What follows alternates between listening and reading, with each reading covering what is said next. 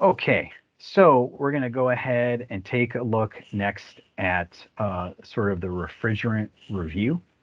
And the refrigerant review, we'll take a look at various items. A lot of it may have to do with looking at our sort of usage and usage history.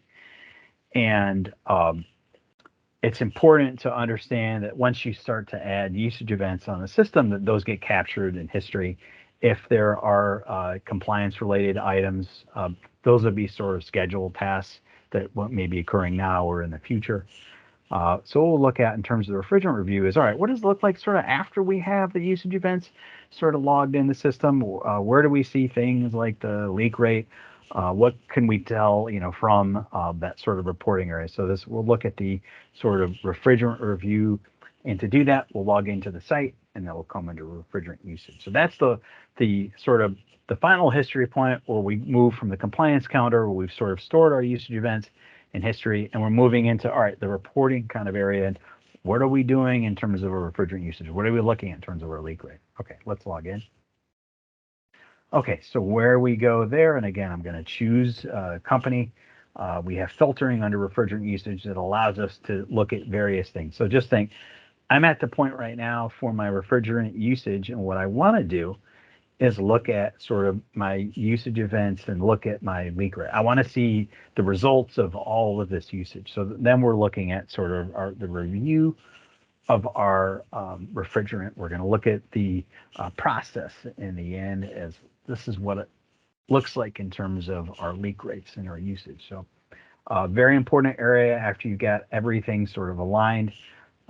I would come into refrigerant usage to look at quite a few things. I can look at my leak rate down here. I can look at the total amount of refrigerant that's used. I can look at our total holding charge.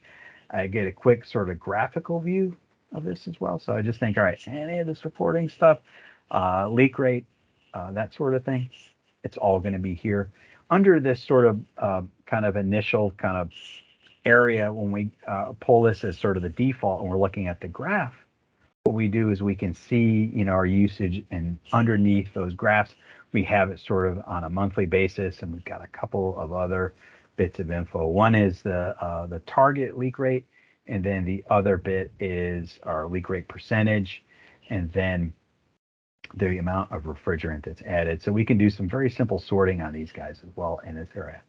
Now, after our refrigerants added in here, we have a couple of other views inside of here.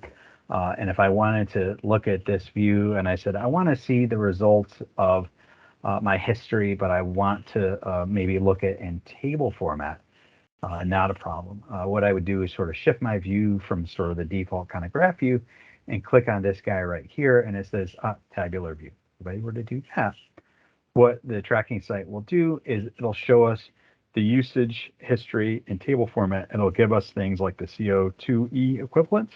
So if that was important for you guys in terms of reporting for maybe your company, or you're part of a separate kind of reporting agency, maybe you're part of Green Globes or Green Chill, and they're curious about your CO2e, this is where I'd go ahead and get that. Now, inside of this kind of table area, I could do some very simple edits and say, hey, I want to see maybe what's happening overall with all of the equipment for my company. So what I'm doing here is I'm making a bit of a change with these filters here up top, and I'm just saying, all right, the equipment, let me just clear the selection, and I click that. And what that'll do is that'll get us everything that's aligned with this company. So we see here quickly, all right, great. This is a great place to go and get all of our refrigeration and HVAC equipment. So basically any equipment you have aligned against the company, you see it in here. Now I can make some simple adjustments and sort of filter my view and say, I don't want to see everything for my company here. Like, so maybe I want to see just the records or the information for just the site too. So if I were to do the same kind of bit, I can open up by clicking on the clear selection. That actually opens up, sort of the equipment area, and it shows us all equipment for this site too. I could even come in here a bit further and say, I don't want to just see the site two, sort of equipment and looking at the history there.